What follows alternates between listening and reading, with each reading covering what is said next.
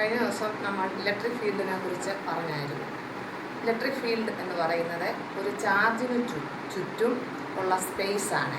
അതിൽ ആ ചാർജിൻ്റെ ഇൻഫ്ലുവൻസ് അനുഭവപ്പെടുന്ന ഒരു സ്പേസിനെയാണ് ഇലക്ട്രിക് ഫീൽഡ് എന്ന് പറയുന്നത്. ചാർജിൻ്റെ ഇൻഫ്ലുവൻസ് എന്നത് അർത്ഥമാക്കുന്നത് എന്താണ്? ഒരു ചാർജ് ഇരുന്നാൽ ആ ചാർജിന് ചുറ്റും ഒരു സ്പേസ് ഉണ്ട്.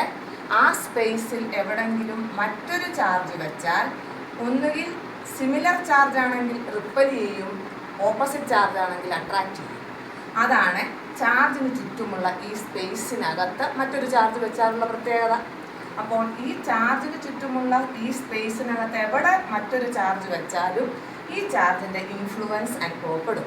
ഈ മേഖലയെയാണ് ഇലക്ട്രിക് ഫീൽഡ് എന്ന് പറയുന്നത്. ഇത് കഴിഞ്ഞ ദിവസം നമ്മൾ പറഞ്ഞായിരുന്നു. ഇനി കഴിഞ്ഞ ദിവസം പറഞ്ഞ കാര്യം തന്നെയാണ് ഒന്നുകൂടെ പറയുന്നത്. ഏതെങ്കിലും ഒരു പോയിന്റിലെ ഇൻറ്റൻസിറ്റി ഓഫ് ഇലക്ട്രിക് ഫീൽഡിനെ കുറിച്ച്. ഇൻറ്റൻസിറ്റി ഓഫ് ഇലക്ട്രിക് ഫീൽഡ് എന്ന് പറയുന്നത് it is the force experienced by unit positive charge placed at that point.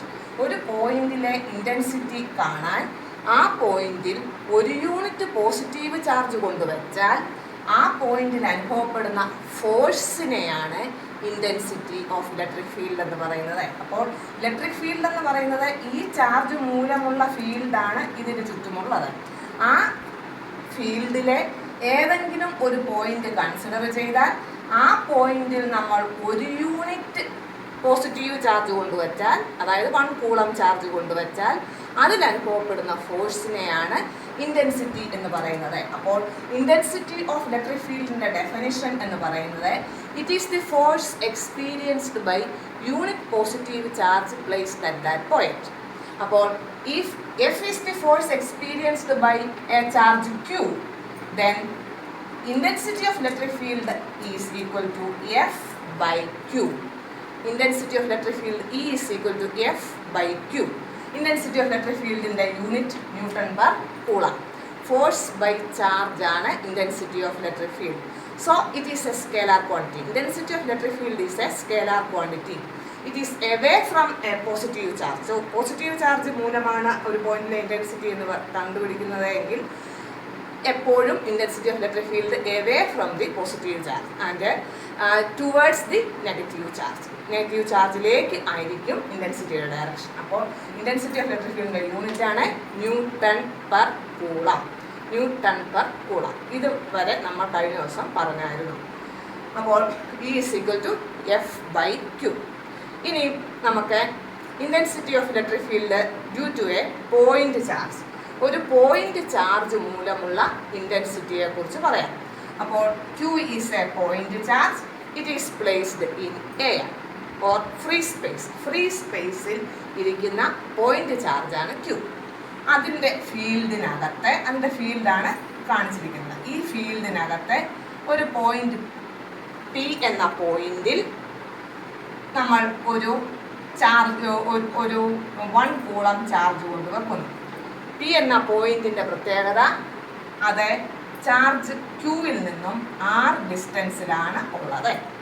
അപ്പോൾ Q എന്ന ചാർജിൽ നിന്നും R ഡിസ്റ്റൻസിലുള്ളൊരു പോയിന്റാണ് P. അവിടുത്തെ ഇൻറ്റൻസിറ്റിയാണ് നമുക്ക് കണ്ടുപിടിക്കേണ്ടത്. അതിന് നമ്മൾ ചെയ്യേണ്ടത് അവിടെ നമ്മൾ 1 കൂളം ചാർജ് കൊണ്ടുവച്ചു. എന്നിട്ട് നമ്മൾ ഈ 1 കൂളം ചാർജിൽ അനുഭവപ്പെടുന്ന ഫോഴ്സ് കാൽക്കുലേറ്റ് ചെയ്യണം. നമ്മൾ കഴിഞ്ഞ ദിവസം കൂളംസ് ലോ പഠിച്ചിരുന്നു. 2 ചാർജുകൾ ഒരു ഡിസ്റ്റൻസിൽ ഇരുന്നാൽ അവ തമ്മിലൊരു ഫോഴ്സ് ഉണ്ട്. ആ ഫോഴ്സ് എന്ന് പറയുന്നത് F is equal to 1/4πε0 into Q1 Q2 by R² എന്നതാണ് കൂളംസ് ലോ. അതനുസരിച്ച് P എന്ന പോയിന്റിൽ അനുഭവപ്പെടുന്ന ഫോഴ്സ് എന്ന് പറയുന്നത് 1/4πε0 into Q1, here it is Q, Q2, here it is 1, by R², here it is R.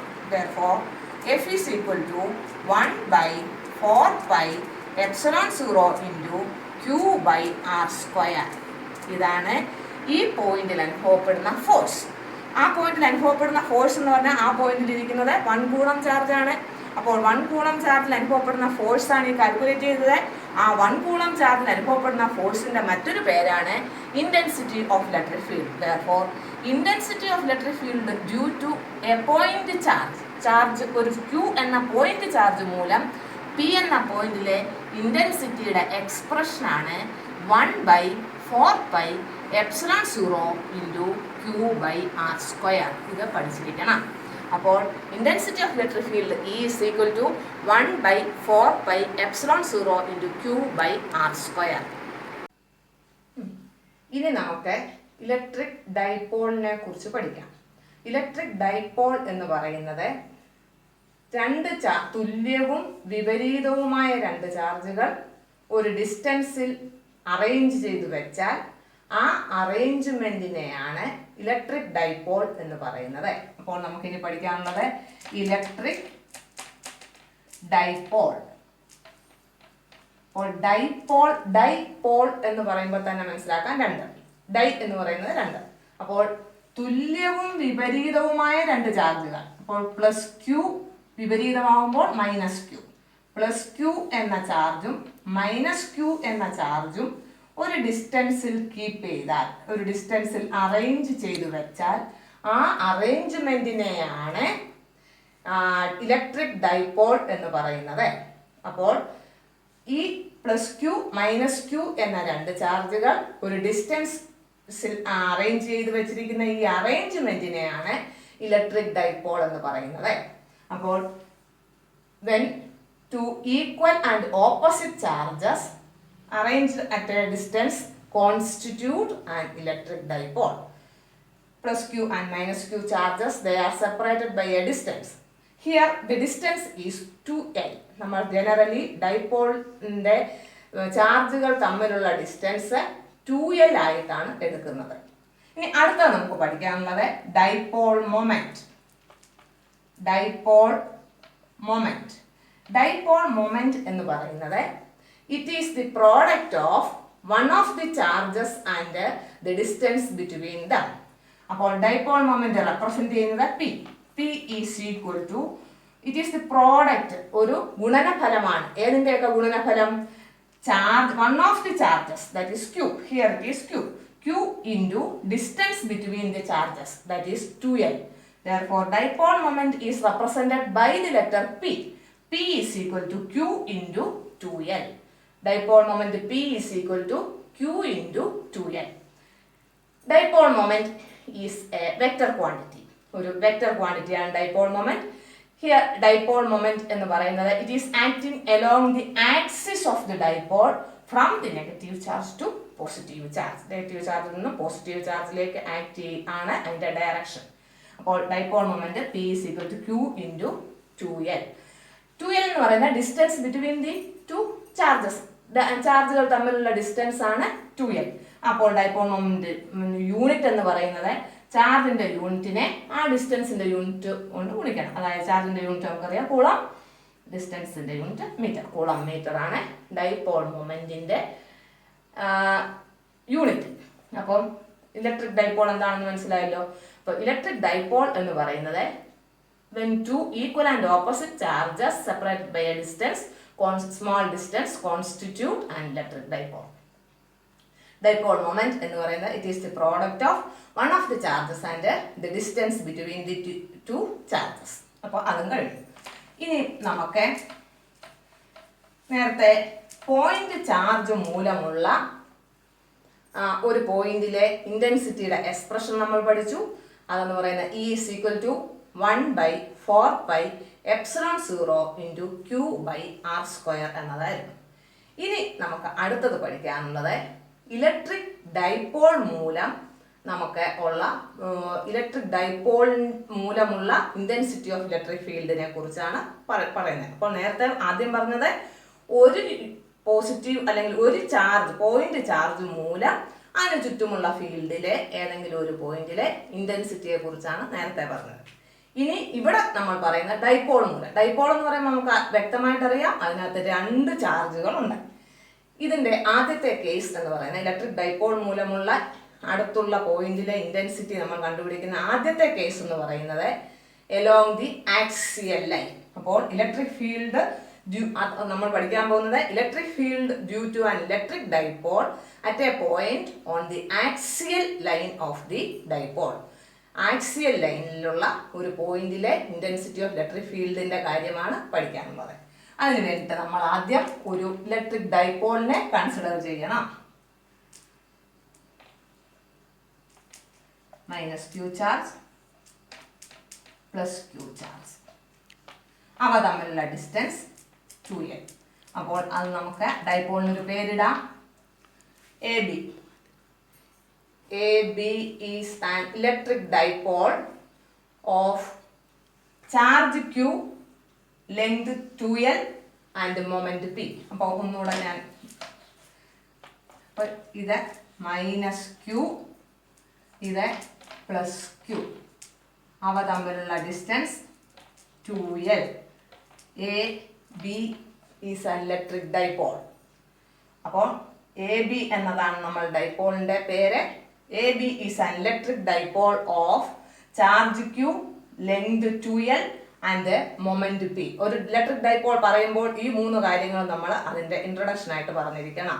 അതിന്റെ ചാർജ് ഇന്നതാണ്, അതിന്റെ ലെങ്ത് ഇന്നതാണ്, അതിന്റെ മൊമെന്റ് ഇന്നതാണെന്ന് നമ്മൾ ഇൻട്രൊഡക്ഷനിൽ പറഞ്ഞിരിക്കണം. അപ്പോൾ AB is an electric dipole of charge q, length 2l and moment p. P is a point on the axial line of the dipole. The point P is at a distance r away from the center of the electric dipole. Point P എന്ന് പറയുന്നത് സെന്ററിൽ നിന്നും r ദൂരത്തിലാണ്. അപ്പോൾ ഇത്രയും കാര്യങ്ങൾ ഇൻട്രൊഡക്ഷനിൽ പറഞ്ഞു. അപ്പോൾ നമുക്ക് P എന്ന പോയിന്റിലെ ഇന്റൻസിറ്റിയാണ് കാൽക്കുലേറ്റ് ചെയ്യേണ്ടത്. അപ്പോൾ സെന്ററിൽ നിന്നും r ദൂരത്തിലാണ് electric dipole. Point P, electric ഡൈപോളിന്റെ സെന്ററിൽ നിന്നും r ദൂരത്തിലാണ് പോയിന്റ് പി. ഇനി നമുക്ക് പി എന്ന പോയിന്റിലെ ഇന്റൻസിറ്റിയാണ് കണ്ടുപിടിക്കേണ്ടത്. പി എന്ന പോയിന്റിൽ ഒരു യൂണിറ്റ് പോസിറ്റീവ് ചാർജ് കൊണ്ടുവെക്കുന്നു. അപ്പോൾ അവിടെ ഒരു ഫോഴ്സ് അനുഭവപ്പെടുന്നു. ആരൊക്കെ മൂലം അനുഭവപ്പെടുന്നു? ഇവിടെ ഇരിക്കുന്ന പ്ലസ് ക്യൂ ചാർജ് മൂലം അനുഭവപ്പെടുന്നു, ഇവിടെ ഇരിക്കുന്ന മൈനസ് ക്യൂ ചാർജ് മൂലവും അനുഭവപ്പെടുന്നു. എന്നിട്ട് ആര് മൂലമുള്ള ഇന്റൻസിറ്റി ആണോ കൂടുതൽ അത് നമ്മൾ കാൽക്കുലേറ്റ് ചെയ്യുന്നു. രണ്ടിന്റെ ഡയറക്ഷൻ ഇന്റൻസിറ്റി നമുക്കറിയാം. Intensity is A vector quantity, അതുകൊണ്ട് ഡയറക്ഷൻ ബാധകമാണ്. ഡയറക്ഷൻ നോക്കിയിട്ട് ആരാണോ വലിയ ഫോഴ്സ്, ആര് മൂലമാണോ വലിയ ഇന്റൻസിറ്റി, അത് വെച്ച് കാൽക്കുലേറ്റ് ചെയ്യുന്നു. അതാണ് നമ്മുടെ പ്രൊസീജിയർ. അപ്പോൾ ആദ്യം നമ്മൾ ചെയ്യേണ്ടത് പ്ലസ് ക്യൂ ചാർജ് മൂലം പി എന്ന പോയിന്റിലെ ഇന്റൻസിറ്റി കാൽക്കുലേറ്റ് ചെയ്യണം. Let it be E1. E1 ആണെന്ന് ഇരിക്കട്ടെ. അപ്പോൾ E1 ഈസ് ഈക്വൽ ടു, ഇപ്പോൾ ഇവിടെ ഒരു 1 കൂളം ചാർജ് വെച്ചേക്കുക. 1/4πε0 ഇൻറ്റു Q ഇൻറ്റു 1/, ഈ ഡിസ്റ്റൻസ്, അതായത് ബിയിൽ നിന്നുമുള്ള ഡിസ്റ്റൻസ്. ബിയിൽ നിന്നും എത്ര ഡിസ്റ്റൻസ് വരും? സിയിൽ നിന്നും r ഡിസ്റ്റൻസ് ആണ്. സി മുതൽ ബി വരെ എത്ര ഡിസ്റ്റൻസ് വരും? ഡൈപോളിന്റെ ടോട്ടൽ ലെങ്തിന്റെ പകുതി വരും. ടോട്ടൽ ലെങ്ത് 2l ആണ്, അതിന്റെ പകുതി l ആണ്. അപ്പോൾ L സി മുതൽ ബി വരെ വരും. അതുകൊണ്ട് തന്നെ ബി മുതൽ പി വരെയുള്ള ഡിസ്റ്റൻസ് എന്ന് പറയുന്നത് r ദൂരത്തിൽ നിന്നും l കുറയുന്നതാണ്. Therefore r minus l the whole square. 1/4πε0 into Q into 1/r minus l the whole square. അത് പോസിറ്റീവ് ചാർജിൽ നിന്നും അകന്നേ, അതുകൊണ്ട് ഇത് E1 അങ്ങോട്ട്. അപ്പോൾ ഇറ്റ് ഈസ് എവേ, അങ്ങോട്ട്. ഇനിയും നമുക്ക് മൈനസ് ക്യൂ ചാർജ് മൂലമുള്ള ഇന്റൻസിറ്റി കണ്ടുപിടിക്കണം. അതെന്ന് പറയുന്നത് E2 is equal to 1/4πε0 into Q into 1/, A മുതൽ മൈനസ് ക്യൂ ഇരിക്കുന്നത് എയിലാണ്, എ മുതൽ പി വരെയുള്ള ഡിസ്റ്റൻസ്. സി മുതൽ പി വരെ r ഡിസ്റ്റൻസ് ആണ്, അതിൻ്റെ കൂടെ ഈ ഡിസ്റ്റൻസ് കൂടെ കൂട്ടണം. അപ്പോൾ എന്ത് വരും? r plus l the whole square. ഇതെന്ന് പറയുന്നത് ഇങ്ങോട്ട് towards the negative charge E2. ഇനി നോക്കുക, ഇതിൽ ആരാണ് വലുത്? 1/4πε0q ഇത്രയും സെയിം ആണ്.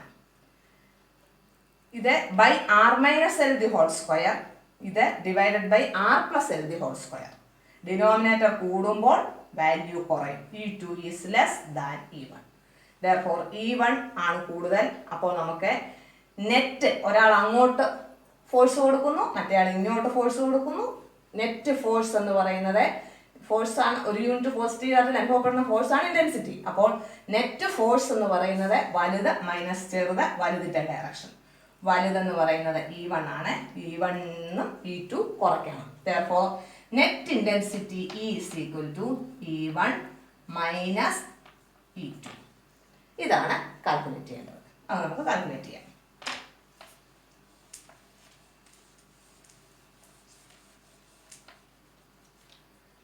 E1 minus E2 E is equal to, common factor എടുത്താൽ 1/4πε0 into Q into E1, that is 1/r minus L the whole square minus 1/r plus L the whole square.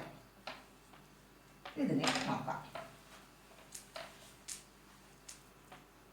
that is Q by 4πε0 into r minus L whole square into r plus L the whole square upon r plus L the whole square minus r minus L the whole square. ഉണ്ടല്ലോ. ഇനിയും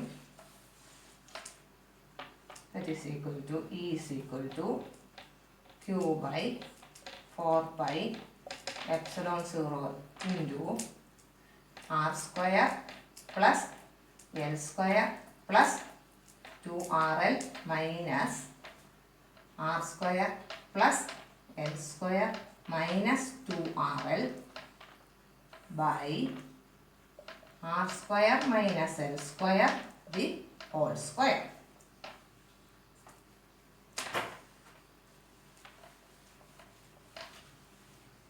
That is equal to Q by 4πε0 into r square plus L square plus 2RL minus അകത്തോട്ട് കൊടുക്കും minus r square minus L square plus 2RL divided by r square minus L square the whole square.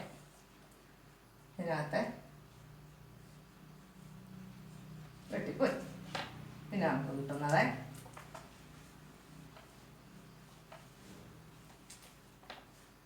E is equal to Q by 4πε0 into 4RL by r square minus L square the whole square.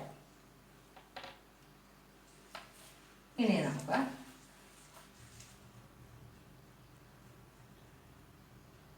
Q into 2L into 2R എന്ന് ഇതിനെ എഴുതാം.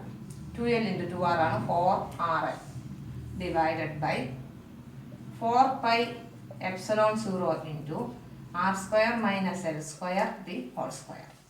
നമ്മൾ നേരത്തെ പഠിച്ചായിരുന്നു Q into 2L എന്ന് പറയുന്നത് P. Dipole moment P is equal to Q into 2L. അപ്പോൾ നമുക്കിവിടെ അതെഴുതാം. 1/4πε0 into P into 2R by r square minus L square the whole square.